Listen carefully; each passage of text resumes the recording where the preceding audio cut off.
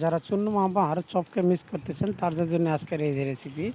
আপনি চাইলেই গরুর মাংস, খাসির মাংস অথবা মুরগির মাংস দিয়ে বাড়িতে এই চপগুলো তৈরি করতে পারেন।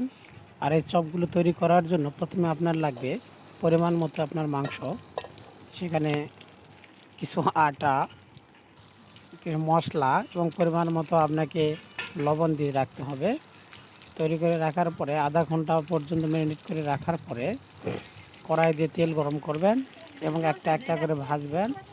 সুন্দর এই কালার, যখন সুন্দর এরকম কালার চলে আসবে তখন সুন্দর করে নামাবেন। দেখবেন কত সুস্বাদু। চুনো মামার চপ খাওয়ার জন্য আর অপেক্ষা করতে হবে না, এটা আপনি বাড়িতেই প্রতিনিয়ত তৈরি করে খেতে পারবেন। দেখবেন অনেক স্বাদ, খুব ভালো লাগবে। বেশি স্বাদ বৃদ্ধি করার জন্য সিক্রেট মশলা ইউজ করতে পারেন এবং একটা ডিম দিতে পারেন, সেক্ষেত্রে খুব ভালো দেখাবে। এই যে সর্বশেষ রেজাল্ট, এটা খুবই সুন্দর হয়েছে, খেতে খুবই মচমচে। এবং কিছু সস নেবেন, খাইতে শুরু করবেন।